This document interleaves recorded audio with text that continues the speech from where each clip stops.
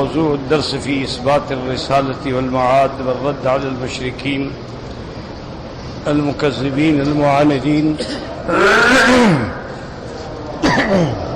سورة الأحقاف، تفسیر ابن کثیر۔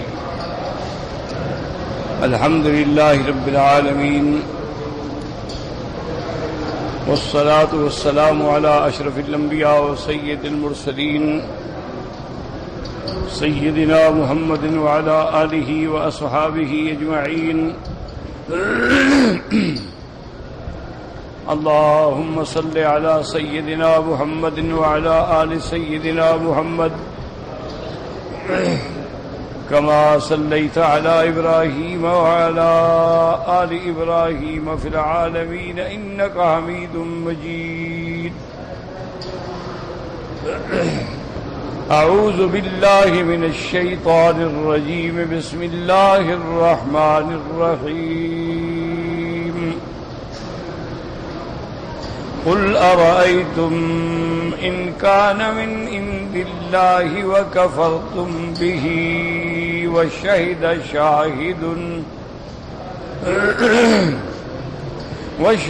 شاهد من بني إسرائيل على مثله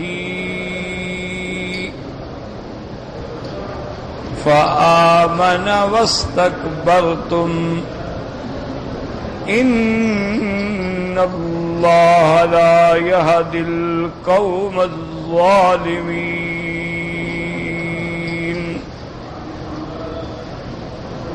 وقال الذين كفروا للذين آمنوا لو كان خيرا ما سبقونا إليه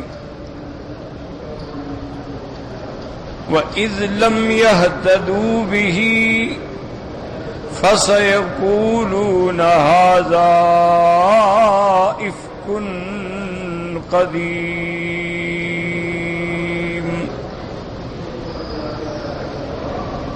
ومن قبله كتاب موسى إماما ورحمة وهذا كتاب مصدق لسانا عربيا لينذر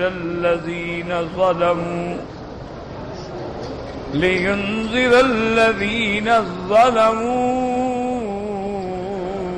وبشرى للمحسنين۔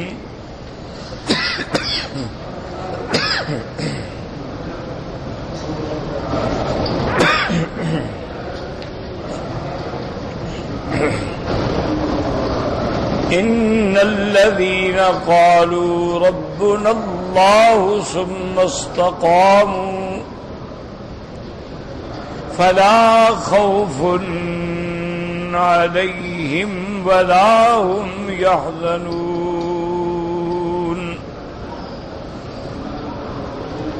أولئك أصحاب الجنة خالدين فيها جزاء بما كانوا يعملون۔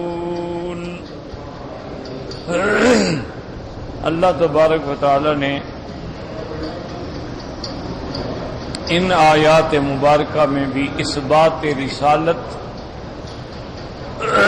اور رد علی الکفار مشرکین مکذبین معاندین کا ذکر فرمایا ہے۔ جیسا الحمدللہ آپ سابقہ آیات میں بھی پڑھتے آ رہے ہیں کہ اللہ نے ارشاد فرمایا تھا کہ جب ان پر ہماری کھلی ہوئی آیات پڑھی جاتی ہیں جو بالکل واضح ہیں، روشن، لیکن جو حق کے منکر ہیں، کافر ہیں، وہ کہتے ہیں یہ کھلا ہوا جادو۔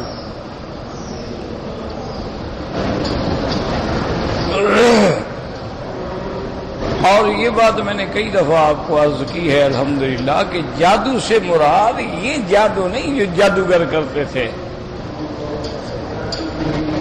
کیونکہ جادو کا ہونا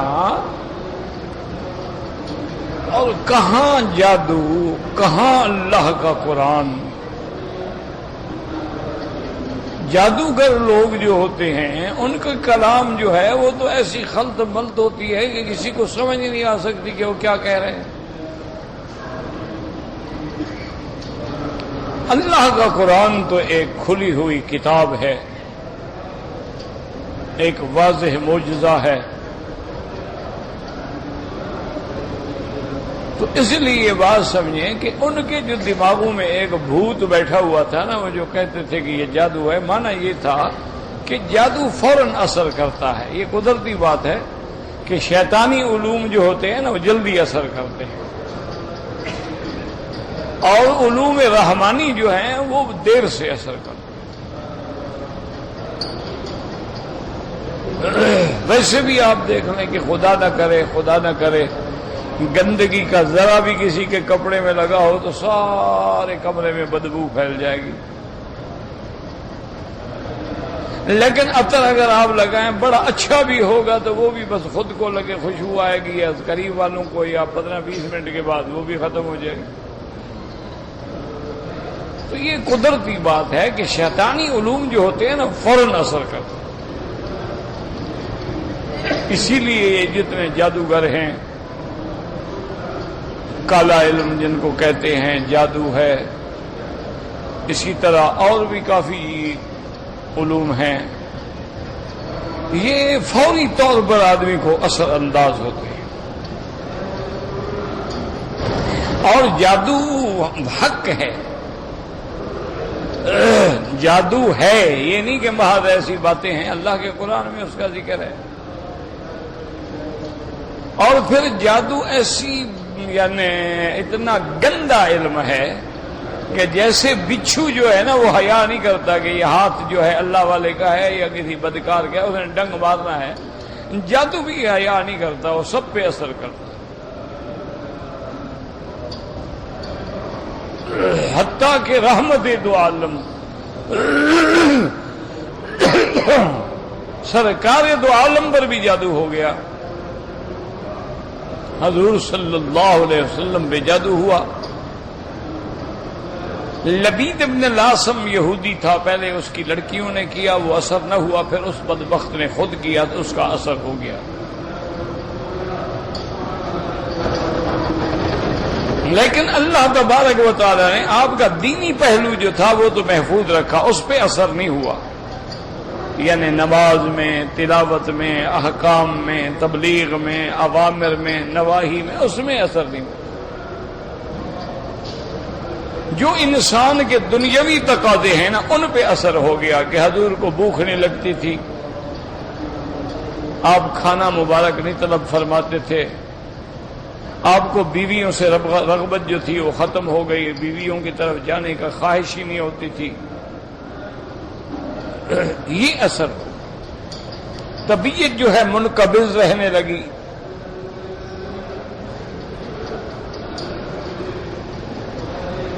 تو جادو یعنی ایسی بلا ہے کہ اللہ کے نبی پر بھی اثر انداز ہو گیا. پھر اللہ تبارک و تعالی نے اپنے پیغمبر، اپنے حبیب علیہ الصلاۃ والسلام کو بذریعہ فرشتے خبر دی کہ آپ پر جادو ہے، اور وہ جادو جو ہے فلاں جگہ پر ایک کنویں کے اندر دفن ہے، اس کو نکالیں اور اس کے گرہ کھولیں اور یہ آیات پڑھتے جائیں.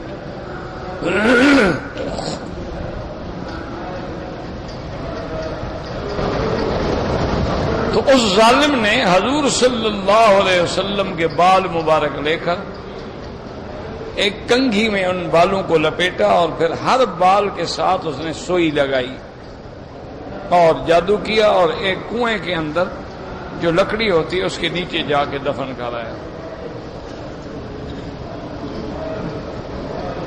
حضور صلی اللہ علیہ وسلم کو اللہ نے فرشتوں کے ذریعے خبر دی. آپ تشریف لے گئے، اس کنویں سے اس کو نکالا گیا تو وہ کنگھی بھی نکل آئی اور بال بھی، اور اس میں میخیں بھی، اور حضور پاک پڑھتے گئے قل اعوذ برب الفلق من شر ما خلق ومن شر غاسق اذا وقب ومن شر النفاثات في العقد ومن شر حاسد اذا حسد. یہ پڑھتے بھی گئے، اس کو نکالتے بھی گئے، پڑھتے بھی گئے، نکالتے بھی گئے. صحابہ فرماتے ہیں کہ جب وہ بال نکل رہے تھے نا، سریان رسول اللہ، حضور کا چہرہ کھلتا جا رہا، اثر ختم. پھر حضور پاک نے وہی کنویں میں پھینک دیا. بی بی عائشہ نے بھی کہا یا رسول اللہ صلی اللہ علیہ وسلم آپ اس کو لے آتے، ہم دیکھتے کہ اس ظالم نے کیسے. آپ نے فرمایا میں نہیں چاہتا تھا کہ یہ بات اور پھیلے، چونکہ سحر کرانے والے تو یہودی تھے نا اور منافقین تھے، تو صحابہ جوش میں آ جائیں اور جنگ چھڑ جائے اور قتال ہو جائے. بس اللہ نے مجھے شفا دے دی ہے. بات ختم. اللہ کے پیغمبر فتنے مٹانے کے لیے آتے ہیں، فساد مٹانے کے لیے آتے ہیں، بگڑی قوموں کو بنانے پہ آتے ہیں، لڑے ہوں کو ملانے کے لیے آتے ہیں. اللہ کے پیغمبر توڑنے کے لیے نہیں آتے. حالانکہ آپ کو پتہ چل گیا جادو کرنے والا یہ ہے، حضور حکم دیتے گردن اڑا دیتے. مدینہ پاک میں تو حضور کی حکومت ہے، آپ کے پاس طاقت ہے. وہاں ایک لبید بن الاسم جیسے بندے کو الٹا لٹکا دینے میں کیا فرق ہو؟ چھوڑ کہ بلا وجہ بات کیوں پھیلے. تو بہرحال بات سمجھیں کہ وہ جو قرآن کو جادو کہتے تھے وہ اس لیے کہتے تھے کہ بھئی جیسے جادو اثر کرتا ہے نا، جو بندہ قرآن سنتا ہے اور حضور کے قریب چلا جاتا ہے اور قرآن ایسے اثر کرتا ہے تو جادو ہے. فوراً بندہ باپ دادے کو دین کو چھوڑ کے محمد مصطفیٰ کے ساتھ چلا جاتا ہے، کلمہ پڑھ لیتا. اس لیے وہ کہتے تھے کہ جادو ہے. ورنہ وہ جانتے نہیں تھے کہ جادو اور چیز ہوتی ہے. یہ کلام اور ہے. جادو کرنے والے پلید ہوتے ہیں، ناپاک ہوتے ہیں، گندے لوگ ہوتے ہیں، نجاستوں میں رہنے والے.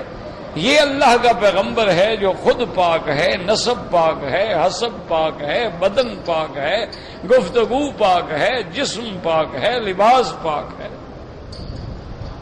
یہ کیسے جادو مانا ان کا یہ تھا کہ بھی جیسے جادو اثر کرتا ہے، جو حضور کے پاس جاتا ہے قرآن شریف سنتا ہے. بل گیا حضرت عمر جیسا آدمی جو تلوار لے کے آیا ہوا ہے، قرآن سنا. کتنے لوگ ہیں جنہوں نے کہا ہم نے حضور کی زبان سے قرآن سنا، بس قرآن ہمارے سینے میں اتر گیا. جنات نے قرآن سنا. جن انسان تو بڑی چیز ہے نا، جنوں نے قرآن سنا، بس اتنی دیر لگی. حضور نماز سے فارغ ہونے کا رسول اللہ بس ہمیں کلمہ پڑھاؤ. یہ تو ہم مسلمان ہیں نا جناب، 30 سپارے پڑھ کے ہضم کر جاتے ہیں، اثر ہی نہیں ہوتا. ہم بھی مسلمان ہیں نا. گھر میں قرآن موجود ہے، مسجدوں میں قرآن موجود ہے، قرآن پڑھ کے سنانے والے موجود ہیں، قرآن بیان کرنے والے موجود ہیں. ہم پر کوئی اثر ہی نہیں ہوتا. بس وہ بیٹھے رہتے ہیں 5-10 منٹ زبردستی کے بیٹھنا ہے. یار کیا کریں، اب نماز کے بعد بیٹھنا تو ہے نا، لیکن کچھ اثر نہیں. وجہ کیا ہے؟ اللہ نہ کرے، اللہ نہ کرے جب دل سیاہ ہو جاتے ہیں نا پھر ہدایت اثر نہیں کرتی. ایک بات یاد رکھو، ایک تو مہر ہوتی ہے نا، وہ تو کافروں کے دل پہ لگتی ہے. مسلمان جیسے گندا ہو اس پر مہر نہیں لگتی. ایک ہے مہر کا لگنا، وہ تو کافروں کے لیے کہ ختم اللہ علی قلوبہم وعلی سمعہم وعلی ابصارہم غشاوۃ ولہم عذاب عظیم. اللہ نے مہر لگا، وہ الگ چیز. ایک مسلمان ہے، کلمہ پڑھتا ہے، خدا کو مانتا ہے، حضور پاک کو مانتا ہے، کبھی کبھی نماز بھی پڑھتا ہے لیکن اثر نہیں ہوتا قرآن کا. وجہ کیا؟ حضور نے فرمایا اذا اذنب نکت نکتۃ سودا. میرے محبوب نے فرمایا کہ جب بندہ گناہ کرتا ہے، زنا کرتا ہے، غیبت کرتا ہے، چوری کرتا ہے، جھوٹ بولتا ہے اور غلط باتیں کہتا ہے تو ایک دل پہ سیاہ نقطہ لگ جاتا ہے. پھر دوسرا گناہ کرتا ہے، دوسرا نقطہ لگ جاتا ہے. فرمایا حتیٰ اسودت قلبہ، حتیٰ کہ دل سیاہ ہو جاتا ہے. اور جب دل سیاہ ہو جاتا ہے تو پھر اس کو کوئی بات اثر نہیں کرتی. گناہوں کی وجہ سے حقیقتاً دل سیاہ ہو جاتا ہے. یہ مثال نہیں ہے، حقیقت ہے. جیسے حجر اسود کو دیکھیں کہ کتابوں میں یہ بات موجود ہے کہ جب اللہ نے جنت سے بھیجا ہے تو اس کی روشنی تھی، چمکتا تھا، روشن تھا. اور بعض روایات میں ہے کہ اتنی روشنی تھی کہ حد حرم تک پہنچ جاتی تھی. اور بعض نے کہا کہ موقع پر چمکتا تھا. ایک حدیث مبارک میں آیا کہ اسودت خطایا بنی آدم. حضور نے فرمایا کہ آدم کے بیٹے کے گناہوں نے، اولاد کے گناہوں نے حجر اسود کو بھی سیاہ کر دیا ہے. کہ ہم لوگوں نے بوسے دے دے کے اس کا نور ہی ختم ہو گیا، اس کی روشنی کو ہی ہم نے ختم کر ڈالا. کیوں؟ گناہ کا اپنا ایک اثر ہے. سیدنا عثمان غنی رضی اللہ تعالیٰ عنہ بیٹھے تھے، آپ کی مجلس میں ایک آدمی آیا، وہ بھی بیٹھ گیا. آپ چونکہ باحیا تھے، با شرم تھے، آپ بڑے کریم تھے، کسی بندے کو سامنے بیٹھ کے ذلیل نہیں کرنا چاہتے تھے.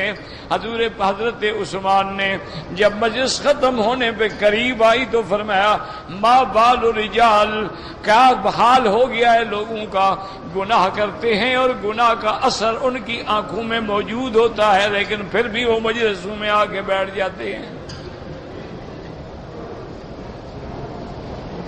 یہ باتیں نہیں ہیں میرا بھائی، میرے بزرگ، میرے عزیز، یہ حقائق ہیں. یہ قصے کہانیاں نہیں ہیں، یہ کوئی ڈرامہ نہیں ہے، یہ حقائق ہیں. اس لیے علماء نے اس کی مثال دی ہے.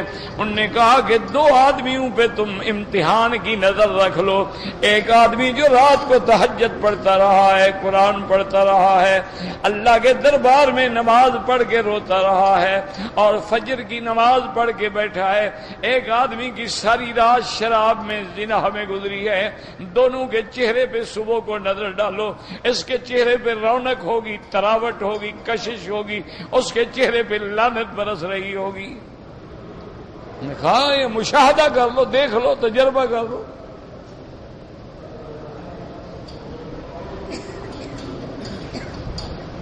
اسی لیے یہ جتنے کاروباری لڑکیاں ہیں اور شوبز کی لڑکیاں ہیں اور یہ فلموں کی لڑکیاں ہیں اور یہ اس قسم کی لڑکیاں، دیکھا نہیں 24 گھنٹے بیچاری میک اپ کر کے. کیوں؟ ان کو پتہ ہے کہ اگر اصلی شکل ہماری دیکھ لی کسی گاہک نے دوسرے دن تھوکے گا بھی نہیں منہ پر.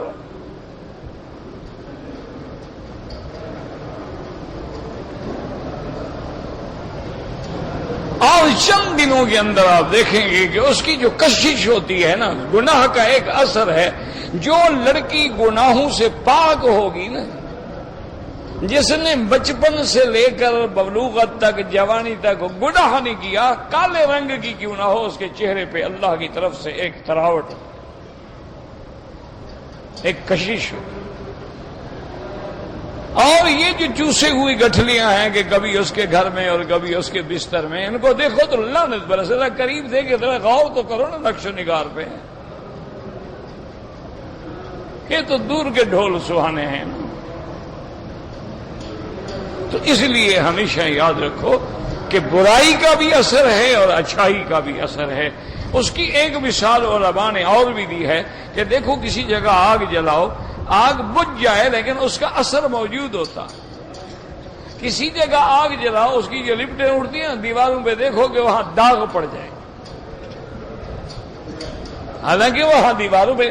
اچھا، بعض لوگ آپ نے دیکھے ہوں گے جو چین سموکر ہوتے ہیں، سگریٹ پیتے ہیں، سگریٹ کے ساتھ سگریٹیں لگاتے ہیں، حقہ پیتے ہیں، ان کے دیکھو انگلیاں سیاہ ہو جاتی،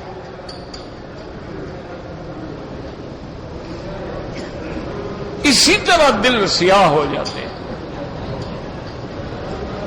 تو اس لیے وہ کہتے تھے کہ قرآن جو ہے جادو ہے، اور کبھی کہتے ہیں کہ یہ قرآن حضور پاک نے خود بنایا ہے۔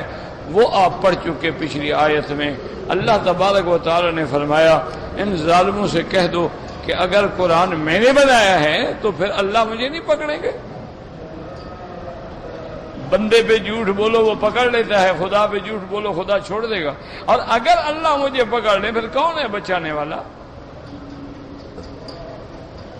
اس لیے یہ آیات مبارک جو ہیں آپ الحمدللہ پچھلے سبق میں پڑھ چکے ہیں کہ اللہ نے فرمایا کہ آپ ان کو بتا دیں کہ اگر میں نے افطرا کیا ہے فلا تملکون لی من اللہ شیئا، تمہارے ہاتھ میں کیا ہے کہ تم مجھے چھڑاؤ گے،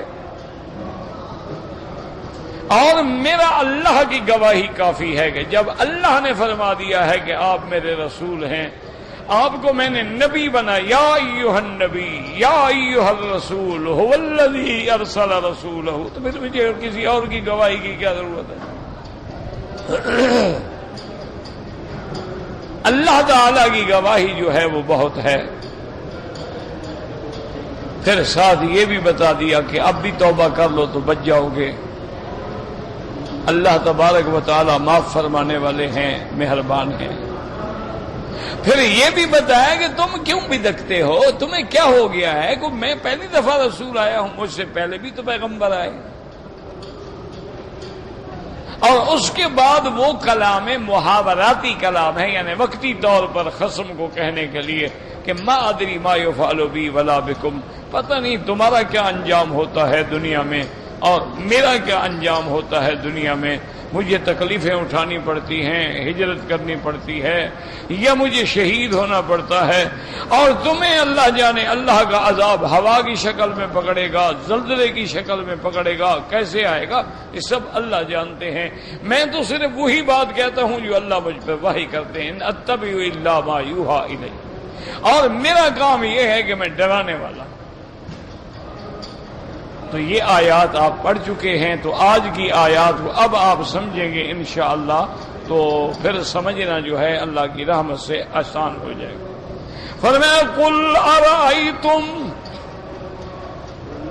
ان کان من عند اللہ وکفرتم بہ وشہد شاہد من بنی اسرائیل علی مثلہ فآمن واستکبرتم ان اللہ لا یہدی القوم الظالمین۔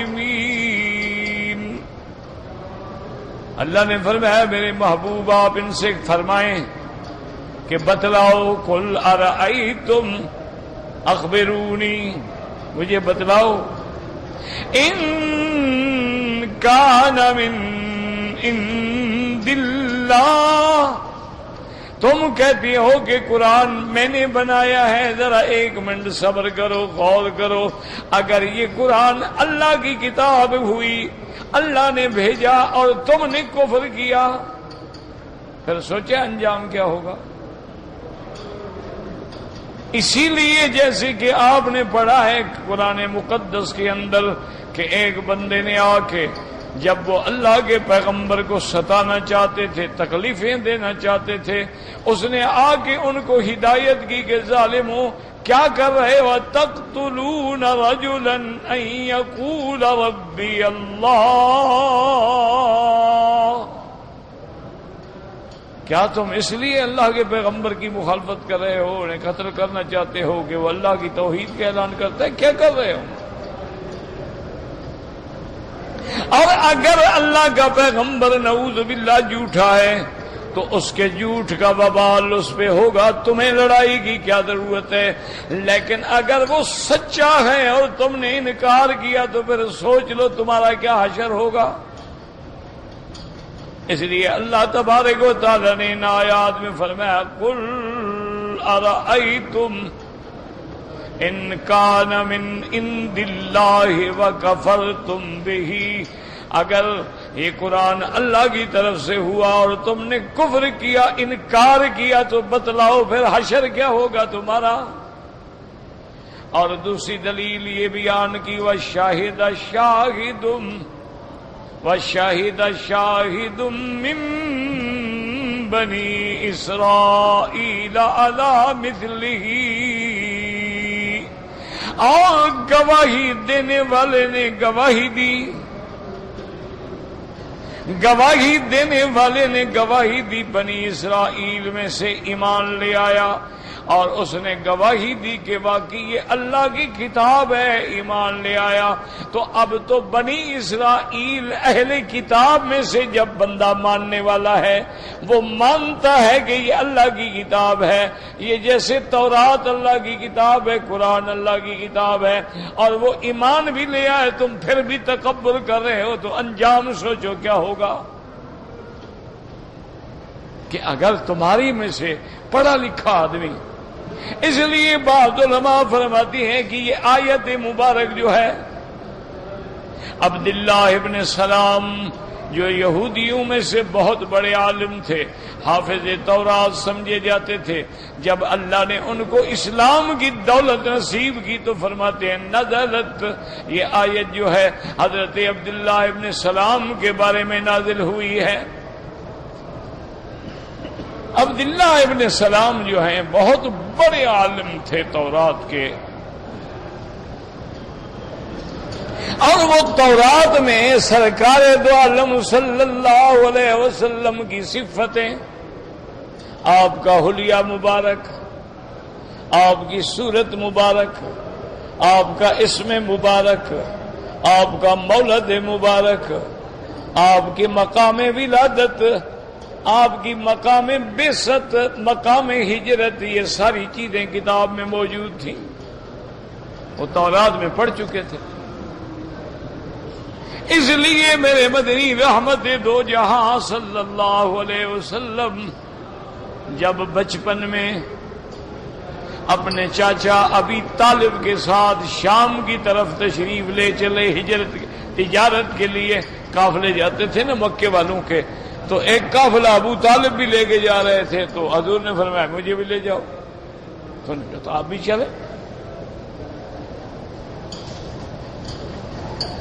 صحیح احادیث میں یہ واقعہ موجود ہے، یہ کوئی تاریخی بات نہیں ہے، کوئی قصے کہانی کی بات نہیں ہے۔ ان کے راستے میں ایک مقام پر ایک راہب ہوتا تھا، ان کا یعنی یہودیوں کا، عیسائیوں کا، نصارہ کا ایک راہب تھا جو بڑا عابد، بڑا زاہد، بڑا عبادت گزار اور صحیح معنی میں دین عیسیٰ پہ تھا۔ اور یہ قافلے جاتے رہتے تھے، لیکن وہ کبھی اپنے اس عبادت خانے سے باہر نہیں آتے تھے، جن نے ملنا ہوتا وہ چلے جاتے، مل لیتے۔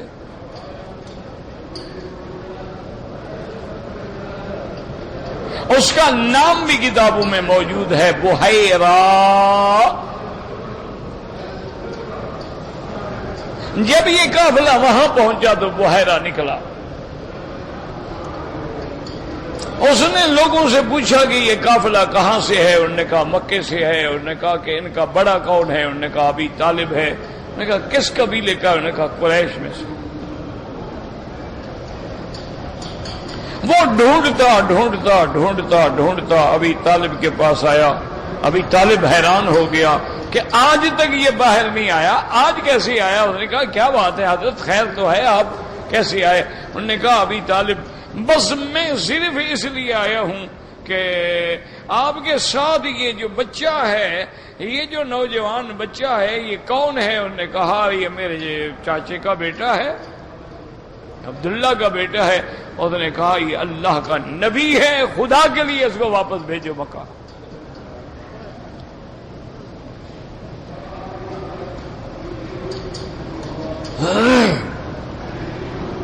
اب ابھی طالب حیران ہو رہے ہیں، حضور کا تو بچپن تھا نا ابھی۔ وہ حیران ہونے لگے. انہوں نے کہا کہ کیا پتا ہے؟ انہوں نے کہا ابھی دیکھو بات سنو، میں نے خود آنکھوں سے دیکھا ہے کہ جب یہ آ رہے تھے نا تو کوئی پہاڑ کوئی درخت ایسا نہیں تھا جو حضور کو جھک کے سلام نہ کر رہا. اور آج میری دعوت ہے، کھانا پکایا، سب قریش کو بلایا. حضور پاک ابھی اپنے اونٹوں کو نگرانی کے لیے وہاں تشریف لے گئے تھے، ابھی نہیں آئے تھے. تو اس نے کہا کہ ارسلو، فوراً آدمی بھیجو، جس کے لیے میں نے دعوت کی ان کو بلاؤ. تو ابی طالب نے آدمی بھیجا. جب حضور آئے تو اس نے کہا ابی طالب دیکھو وہ آپ آ رہے ہیں اور اوپر بادل نے سایہ کیا ہوا ہے اور کسی پہ سایہ نہیں ہے. حضور جب آگے بیٹھے تو چھوٹے چھوٹے درخت ہوتے ہیں نا صحرا کے، تو ہر آدمی ان کے نیچے بیٹھ گیا. حضور جب بیٹھے تو وہاں سایہ نہیں تھا. اب حضور کے بیٹھنے کی دیر ہے کہ درخت کا سایہ ان سے ہٹ کے حضور پہ آ گیا.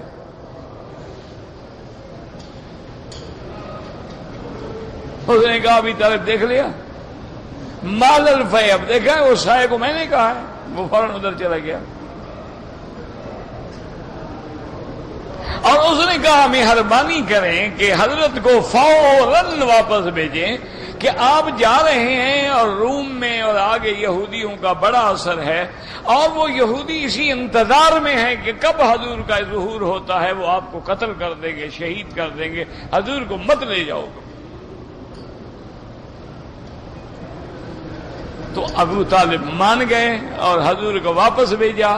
بحیرہ راہب نے آپ کے لیے ماشاءاللہ کیک بنائے، یعنی کیک کاک عربی میں کہتے ہیں کہ آٹا بھی، جیسے ہم میٹھی روٹیاں بناتے ہیں موٹی موٹی کہ سفر میں خراب بھی نہ ہوں اور تھوڑی تھوڑی بندہ کھاتا رہا.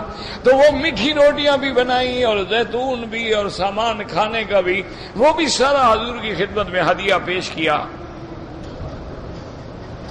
کہ آپ یہ لے جائیں. حضور واپس ہو گئے.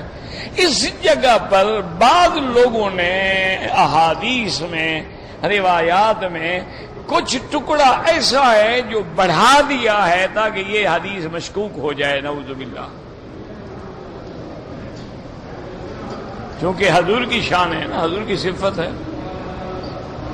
وہ ٹکڑا یہ آتا ہے کتابوں میں کہ ارسل ابو بکر بلالا معہ، کہ حضرت ابو بکر نے آپ کے ساتھ اپنا غلام جو تھا حضرت بلال وہ بھی ساتھ بھیجا تاکہ حضور کی خدمت میں مکے تک ساتھ جائے.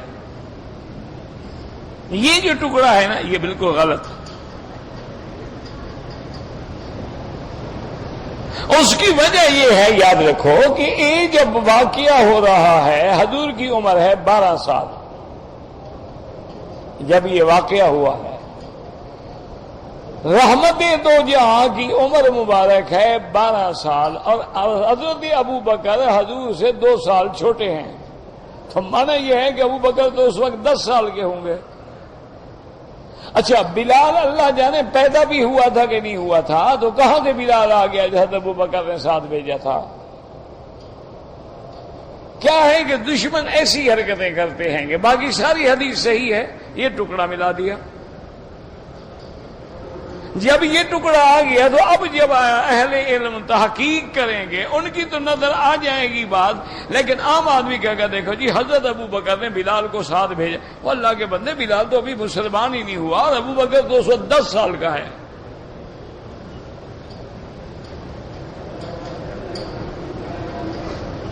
تاکہ وہ جو صفت رسول اللہ ہے نا، یہی عادت تھی نا یہود کی، جو حرفون الکلمان مواضعہ، کلمات کو بدل دینا.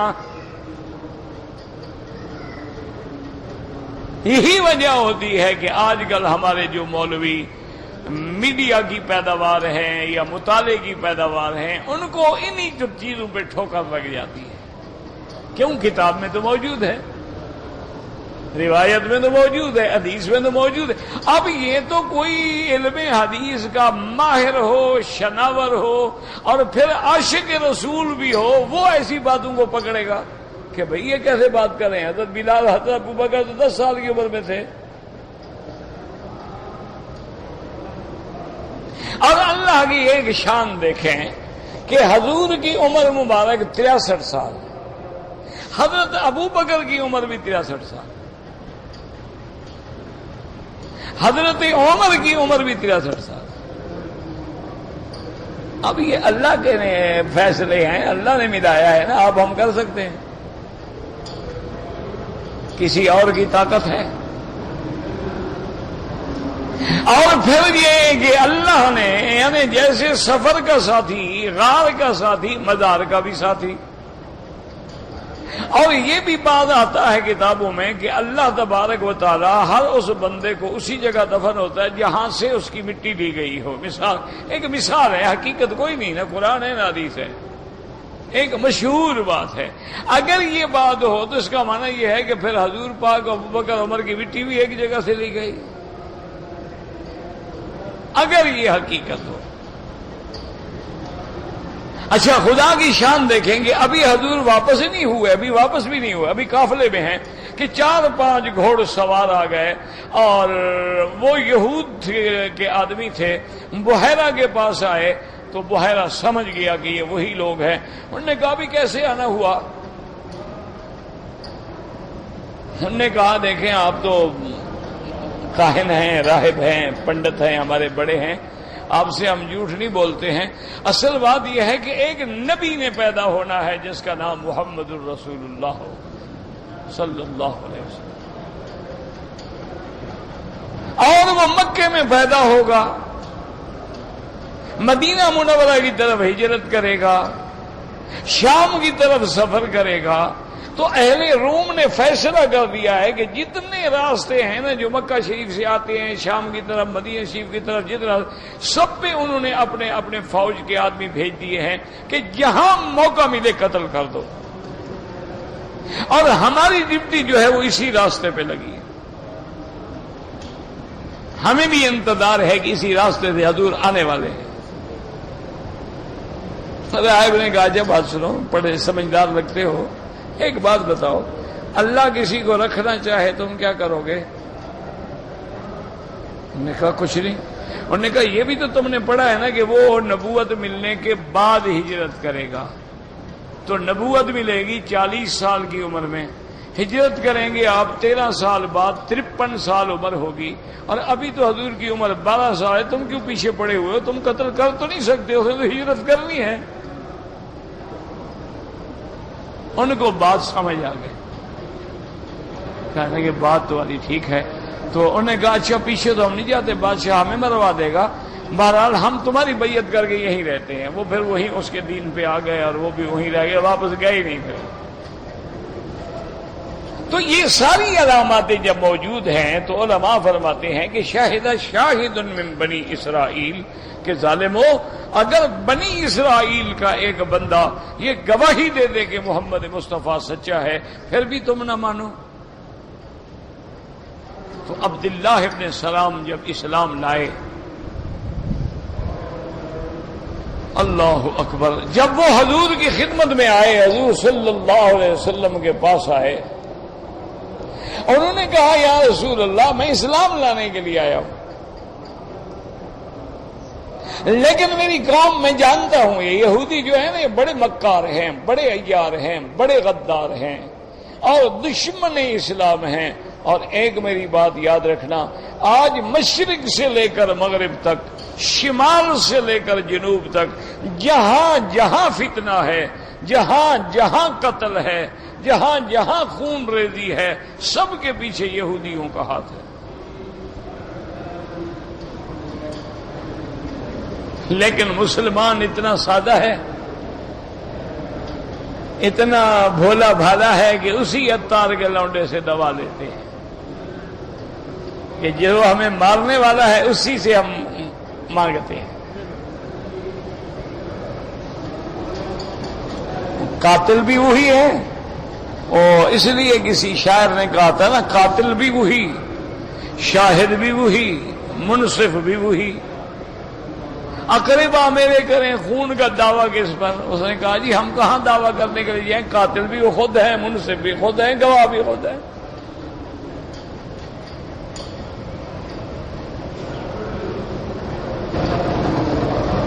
قاتل کی مدد کرنے والا بھی وہ ہے، مقتول کی مدد کرنے والا بھی وہ ہے۔ یعنی آپ حیران ہوں گے نا جی کہ دو مسلمان جب لڑے دونوں کی مدد اس کو بھی وہ اسلحہ دے رہا ہے، پیسہ مل رہا ہے، اسلحہ بیچ رہا ہے، اس کو بھی مدد دے رہا ہے، اسلحہ بھی مل رہا ہے، تو مسلمان بھی مر رہے ہیں، یہ مرے یہ مرے، کافر کا تو بھلا ہے نا۔ دیکھو نا اس کے لیے مسلمان مر گیا۔ تو عبداللہ ابن السلام نے عرض کیا کہ یا رسول اللہ میں اپنی قوم کو اچھی طرح جانتا ہوں، یہ بڑی مکار عیار قوم ہے، اللہ نے مجھے بڑی عزت دی ہے، میں عالم ہوں تورات کا، آپ پہلے ان سے پوچھیں میرے بارے میں۔ وہ بھی چاہتا تھا نا کہ حضور کو کم از کم میری عزت کا، میرے مقام کا پتہ بھی تو چلے نا۔ آپ نے یہودیوں کو بلایا، ان کے بڑے بڑے لوگ جو تھے وہ آ گئے، آپ نے فرمایا عبداللہ ابن السلام کیف فیکم، عبداللہ ابن السلام چھپ کے بیٹھ گئے۔ آپ نے فرمایا عبداللہ ابن السلام کیف فیکم، عبداللہ ابن السلام کون آدمی ہے؟ تم نے کہا عالمنا و ابن عالمنا و سیدنا و ابن سیدنا، وہ تو ہمارا عالم ہے، اس کا باپ عالم ہے، وہ ہمارا سردار ہے، اس کا باپ ہمارا سردار، وہ تو بڑا آدمی ہے۔ آپ نے فرمایا اچھا ٹھنڈے دل سے گرمی نہ کھاؤ، اگر عبداللہ ابن السلام مسلمان ہو جائے پھر تم میری نبوت مان لو گے؟ انہیں کہا ایسا کیسے ہو سکتا ہے؟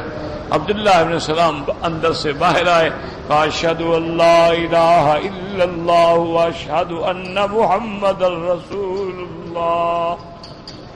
انہوں نے کہا میں گواہی دیتا ہوں اللہ کی وحدانیت کی اور محمد مصطفیٰ اللہ کے سچے رسول ہیں، پیغمبر ہیں، نبی ہیں، خاتم الانبیاء ہیں۔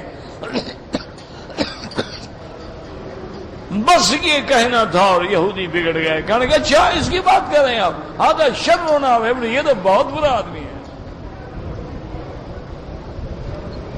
تو اس لیے اللہ نے قرآن پاک میں آیت اتاری کہ اگر بنی اسرائیل میں سے ایک بندہ قرآن کی صداقت کی گواہی دے دے، حضور کی نبوت اور رسالت کی گواہی دے دے اور ایمان بھی لے آئے، پھر بھی تم تو اکڑتے رہو، تو پھر انجام سوچ لو، پھر تمہارا کیا حال ہوگا۔ اسی لیے اللہ شاہد شاہد من بنی اسرائیل فآمن واستكبرتم ان اللہ لا يهدي القوم الظالمین۔ اللہ نے فرمایا میرا مدنی اصل بات یہ ہے کہ اللہ ظالموں کو ہدایت ہی نہیں دیتے، ہدایت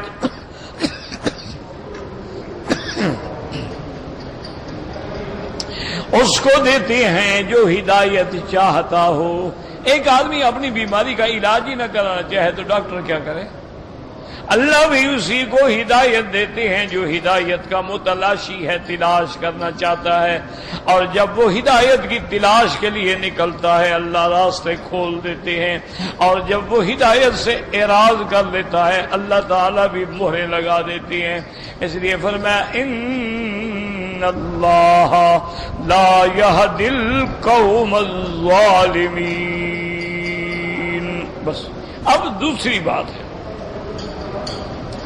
بعض کافر جو تھے، بڑے بڑے سردار جو تھے، جیسے ابھی جہل ہے، ابھی لہب ہے، عتبہ عتیبہ شیبہ ربیعہ ہے، وہ کہتے لوگوں سے کہ دیکھو بات سنو، ہم سردار ہیں، ہمارے باپ دادا بھی سردار تھے، ہم عقل والے لوگ ہیں، اگر اسلام سچا دین ہوتا، اسلام میں بھلائی ہوتی، اسلام میں خیر ہوتی، تو پھر سب سے پہلے ہم مانتے۔ یہ کیسے ہو سکتا ہے کہ کمزور لوگ جو ہیں، جیسے بلال ہے، جیسے صہیب ہے، جیسے خباب ہے، یہ جو غلام لوگ ہیں، چھوٹی عقل والے لوگ ہیں، وہی مان رہے ہیں نا؟ یہ ان کو کیا پتا، اگر اس میں بہتری ہوتی تو ہم مانتے۔ حالانکہ ان کو پتہ نہیں تھا اللہ کی تقدیر کے فیصلے جو ہیں وہ بالکل الٹ ہیں، کہ ہر دور میں حق کے ماننے والے غریب رہے ہیں۔ بڑے لوگوں نے تو ہمیشہ کفر کیا ہے، ہمیشہ انکار کیا ہے، وہ فرعون کا دور ہو، وہ قارون کا دور ہو، وہ شداد کا دور ہو، وہ حامان کا دور ہو، وہ ابی جہل کا دور ہو۔ اس لیے ہمیشہ یاد رکھیں، جتنے کمزور لوگ ہوتے ہیں، ضعیف ضعیف ہوتے ہیں، مسکین ہوتے ہیں، سب سے پہلے دین محمد مصطفیٰ میں آنے والے وہ ہوتے ہیں۔ آج بھی پوری دنیا پہ نظر ڈالیں، امیر لوگ تو 1% بھی نہیں ہوں گے، باقی جو 99% لوگ ہیں وہ وہی ہیں جو محنتی ہے، مزدور ہے، غریب، اسی کے دل میں ایمان ہے۔ گرمی ہے، عین گرمی ہے، 18 گھنٹے کا دن ہے، اور اسی دن کے اندر وہ گندم کاٹتا ہے، گندم کی صفائی کرتا ہے، روزہ رکھا ہوا ہے۔ اس کے مقابلے پہ بڑا آدمی ایئر کنڈیشن کمرے میں سویا ہوا ہے لیکن روزہ نہیں رکھتا۔ ایک بڑے پیر ہیں تمہارے علاقے میں، ابھی بھی ہے، تو بہت بڑے عالم نے مجھے گواہی دی، وہ کہنے لگا کہ مجھے اس نے خود کہا، کہنے لگا کہ حضرت میں تو رمضان میں صرف 27ویں کا ایک روزہ رکھتا ہوں، باقی تو میں رکھتا نہیں ہوں، اس دفعہ شاید وہ بھی نہ رکھ سکوں، طبیعت ٹھیک نہیں ہے۔ انا للہ و انا الیہ راجعون۔ اللہ قادر ہیں جس کو چاہے بخش دیں، لیکن بظاہر انتظام یہی ہے کہ ایک پیر گمراہ ہو تو لاکھوں مرید گمراہ ہو گئے، اور اگر ایک پیر سیدھا ہو جائے لاکھوں لوگ سیدھے ہو جائیں۔ یہ تو پھر ان کو تو سب کا حساب دینا پڑے گا، صرف اپنا تھوڑا دیں گے۔ کلکم مسئول عن رعیتہ، جیسے ہر بندہ اپنے اپنی رعیت کا مسئول ہے۔ تمہاری بیوی ہے، بیٹے ہیں، بیٹیاں ہیں، اولادیں ہیں، ان سب کے بھی تم ذمہ دار ہو کہ نماز پڑھتے ہیں کہ نہیں پڑھتے ہیں۔ یہ تھوڑا ہے کہ تم نماز پڑھو، بیوی نہ پڑھے اور جناب تم حاجی صاحب، نہیں، ان کی نماز نہ پڑھنے کی سزا بھی تمہیں ملے گی۔ تمہاری مسئولیت ہے، تمہاری فیکٹری ہے، کارخانے دار ہو، جتنے مزدور ہیں سب کی نماز کی مسئولیت تمہارے سر پہ ہے۔ کیوں؟ یہ ہو نہیں سکتا کہ مالک نماز پڑھے اور مزدور پڑھنے نہ آئے، کیسے ہو سکتا؟ اس لیے اللہ تبارک و تعالی نے فرمایا کہ یہ کافر یہ کہتے ہیں، وَقَالَ الَّذِينَ كَفَرُوا لِلَّذِينَ آمَنُوا لَوْ كَانَ خَيْرًا مَا سَبَقُونَا إِلَيْهِ۔ یہ کافر ایمان والوں سے کہتے ہیں کہ قرآن اگر خیر ہوتا، دین اسلام اگر خیر ہوتا تو یہ غریب لوگ نہ پہل کرتے بلکہ ہم سب سے پہلے مانتے۔ وَإِذْ لَمْ يَهْتَدُوا بِهِ فَسَيَقُولُونَ هَذَا إِفْكٌ قدیم۔ اللہ نے فرمایا جب ان کو قرآن پر ایمان لانے کا راستہ نہ ملا، ہدایت نہ ملی، تو اب یہ بدبخت کہتے ہیں کہ یہ تو وہی پرانا جھوٹ ہے جو پرانے دور سے ہم سنتے چلے آ رہے ہیں۔ پہلے بھی کہتے تھے کہ مردے اٹھیں گے، پہلے بھی کہتے تھے قیامت ہوگی، جنت ہوگی، جہنم ہوگی۔ آج ہزاروں سال گزر گئے، نہ جنت ہے نہ جہنم ہے، نہ کوئی مردہ واپس آیا۔ یہ تو وہی پرانے جھوٹ ہیں جو سنے جا رہے ہیں۔ تو کبھی کافر یہ کہتے ہیں اور کبھی کافر یہ کہتے ہیں۔ اللہ تبارک و تعالی ہمیں حق کے پہچاننے کی، حق پہ چلنے کی اور حق پہ عمل کرنے کی توفیق عطا فرمائے۔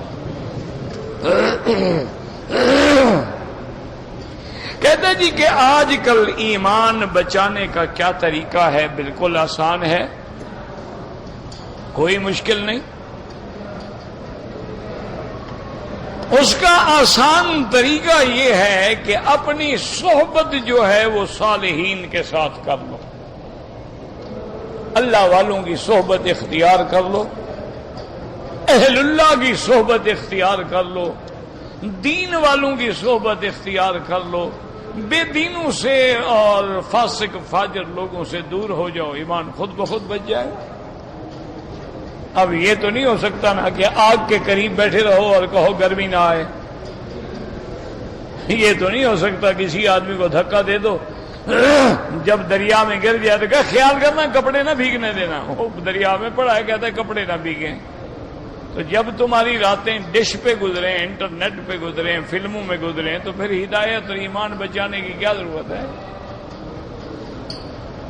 جب تمہارا ہر وقت کا نظارہ ان لوگوں سے ہے جن کو نہ ایمان ہے، نہ قرآن ہے، نہ نبی ہے، نہ رسول ہے، نہ ہدایت ہے، ایک ہی راستہ ہے کہ یا ایھا الذین آمنوا اتقوا اللہ، اللہ سے ڈرو، وکونوا مع الصادقین، اور سچے لوگوں کی صحبت اختیار کرو، تاکہ جب جاؤ گے قرآن ملے گا، حدیث ملے گی، اچھی بات ملے گی، اچھی نصیحت ملے گی، تو آدمی کی اصلاح ہوتی ہے، اس کے علاوہ کوئی حل نہیں۔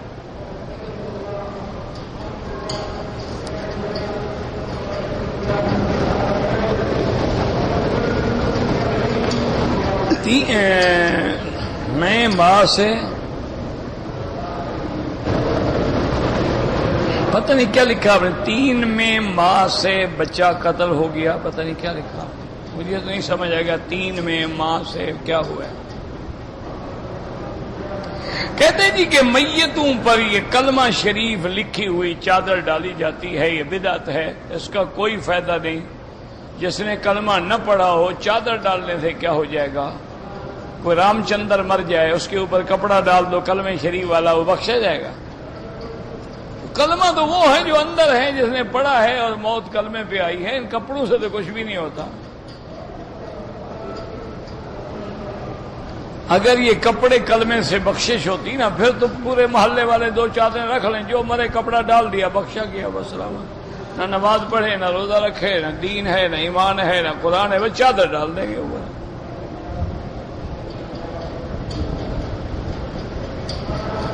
میں مکہ میں رہتا ہوں، لیکن میں نے جمعہ عمرہ کیا ہے۔ عمرہ اگر آپ نے میقات سے کیا ہے، میقات کا معنی سمجھ لو، یعنی پاکستان سے آئے ہیں، ہندوستان سے، بنگلہ دیش سے، یا مدینہ پاک سے، یا ریاض سے، طائف سے، اور اسی نیت سے عمرہ کیا ہے کہ عمرہ بھی کر رہا ہوں اور اس سال میں نے حج بھی کرنا ہے، پھر آپ کا تمتع ہوگا،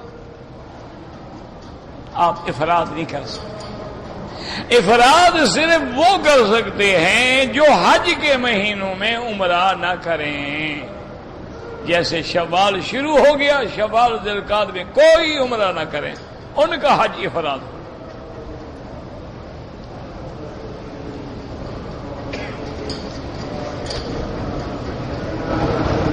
حضرت خضر علیہ السلام نبی ہیں یا نہیں ہیں؟ میرا بھائی، پہلی بات تو یہ ہے کہ ان مسائل کا کوئی فائدہ، ہم نے خضر کا کلمہ پڑھا ہے یا محمد رسول اللہ کا پڑھا ہے؟ یہ اختلاف ہے، بعض علماء کہتے ہیں نبی ہیں، بعض کہتے ہیں نبی نہیں ہیں، تو آپ کو اگر پتہ لگ جائے گا تو کیا فائدہ ہو جائے گا؟ بعض علماء فرماتے ہیں کہ خضر کا یہ کہنا کہ وما فعلتہ عن امری، یہ جو کام میں نے کیے ہیں اپنے منشے سے نہیں کیے، اللہ کے حکم سے، وہ کہتے ہیں یہ دلیل ہے کہ آپ نبی تھے۔ لیکن دوسری جگہ تھے عبدا من عبادنا علمناہ من لدنا علما، تو اس لیے مسئلہ اختلاف میں ہے کہ کیا نبی تھے یا نہیں تھے، اور کوئی ایسی بات نہیں، ہمیں بحث میں ڈھونڈنے کی ضرورت ہی نہیں ہے۔ جس چیز کی ضرورت نہیں ہے وہ مسلمان بڑی تلاش کرتا ہے، جس کی ضرورت ہے وہ نہیں پوچھے گا۔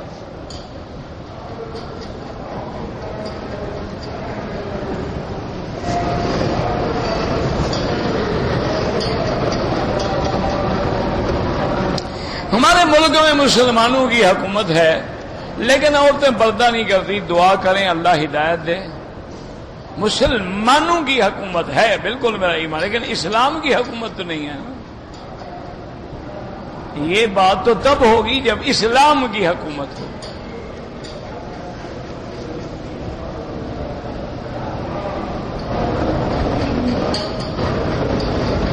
کہتے جی کہ ہمارے لوگ ہیں وہاں بھی بہت حنفی ہوتے ہیں، یہاں کے حنبلی بن جاتے ہیں، کوئی بات نہیں، سب ائمہ برحق ہیں، دعا کرو کہ یہ برحق ائمہ سے نکل کے کسی باطل فرقے میں نہ جائیں،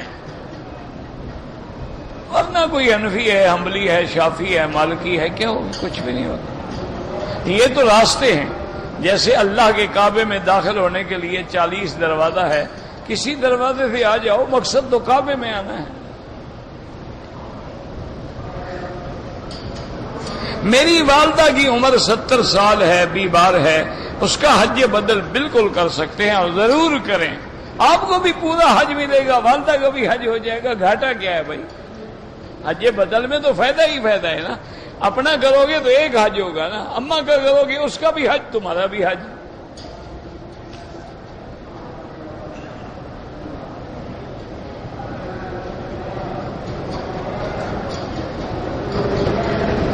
کہتے جی کہ میں حج افراد کے لیے آیا تھا، لیکن میں نے الحمدللہ قربانی بھی کیا اور اپنے ہاتھ سے قربانی کیا. تو یہی تو سنت ہے اللہ کے بندے، آپ پر کیوں دم ہو؟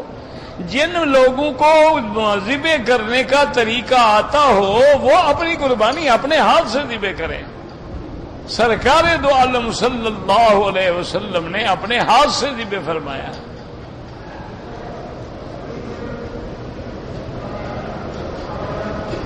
کہتے جی کہ ہمارے پاس گاڑی ہے لیکن ہم اس کو ٹیکسی کر کے چلاتا ہے. اگر غلط کرتے ہو صحابہ سے دھوکا ہے، تو میں ٹیکسی کا لائسنس نہیں ہے، اجرا کا اجازت نامہ نہیں ہے، وہ تو غلط چلاتے ہو، بالکل ناجائز ہے.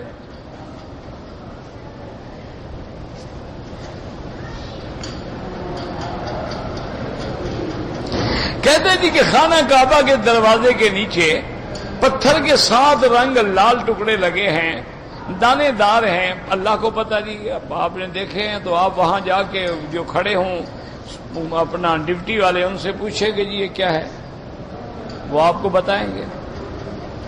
کہتے ہیں کہ پہلے یہ مصلی تھا، مقام ابراہیم اسی جگہ تھا، اللہ عالم. کہتے جی کہ یزید بن معاویہ مسلمان ہے یا کافر ہے، تم اپنے اسلام کا فکر کرو، یزید کا کیوں فکر کرتے ہو؟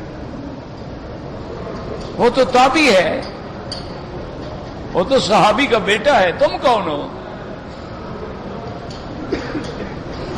تم اپنے اسلام کا فکر کرو. زیادہ سے زیادہ کوئی بندہ اس کو گناہگار کہہ سکتا ہے، لیکن کافر کہہ لینے کا کیا مطلب ہے؟ نعوذ باللہ، اس نے اسلام چھوڑ دیا تھا، اس نے کفار سے جنگیں لڑی ہیں، اسلام کی فتوحات حاصل کی ہیں. وہ تو حضرت امیر معاویہ جیسے صحابی جلیل کا بیٹا ہے.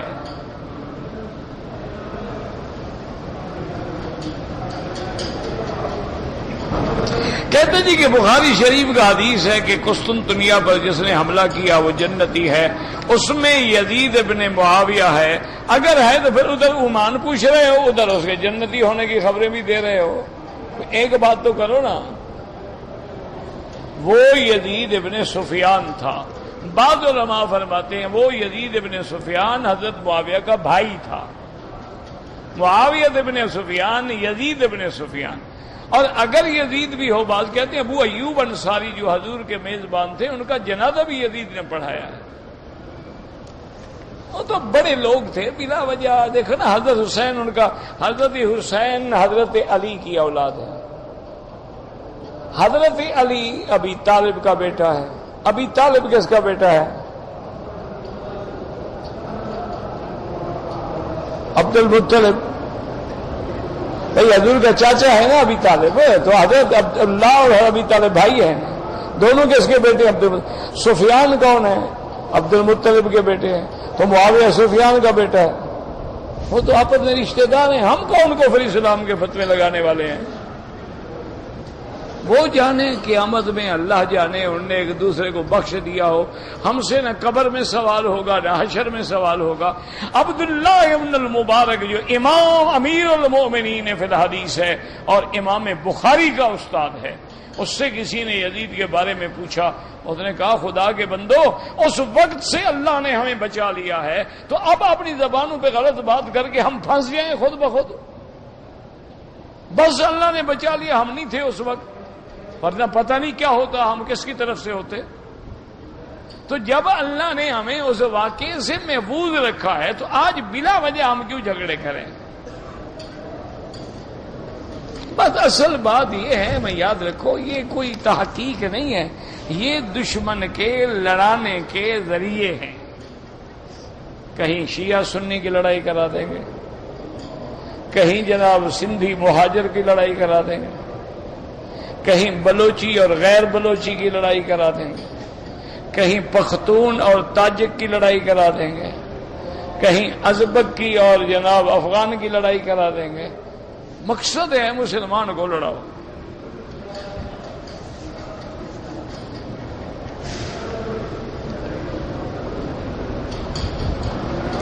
میں اپنی بیوی کے لیے حج کرنا چاہتا ہوں. بالکل کریں جناب, کس نے منع کیا ہے؟ جو مرضی آئے حج کریں, آپ افراد کریں, جو کریں.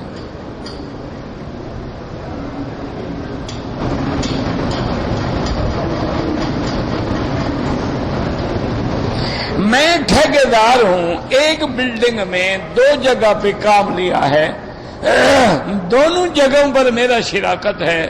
میں دونوں کے لیے کام کرتا ہوں. مجھے نہیں پتا آپ کیا کہہ رہے ہیں, مجھے سمجھ ہی نہیں آئی.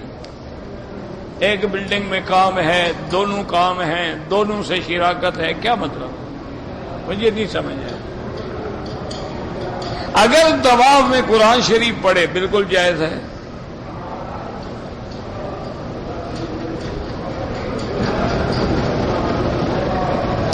ہمارے گھر میں چوری ہو گیا, ہم 3 آدمی تھے, انہوں نے ہم پر الزام لگایا اور قسم کھا لیا, حالانکہ الٹا کام کیا. شریعت کا حکم یہ ہے کہ البینۃ علی المدعی, جس نے الزام لگایا وہ ثابت کرے, گواہ لے آئے. اگر وہ ثابت نہ کر سکے والیمین علی من انکر, تم لوگوں پہ قسم تھی, اس نے قسم کھا لی, آپ نے اس کو پیسے دے دیے. پھر اس کا باپ آیا, اس نے کہا کہ وہ جھوٹا ہے, وہ پتہ لگ گیا چوری کا, آپ بے گناہ ہیں, اپنے پیسے واپس لے لیں. اچھا لیں, اپنے لے لیں, آئندہ نہ کیا کریں.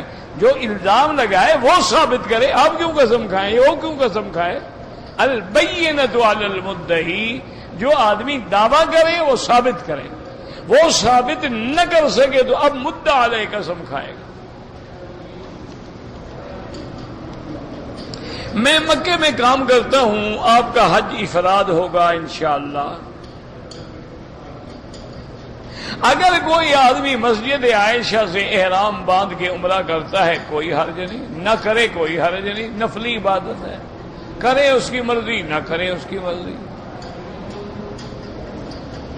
عورتوں کا مزاروں پہ جانا جائز ہے؟ بالکل ناجائز ہے.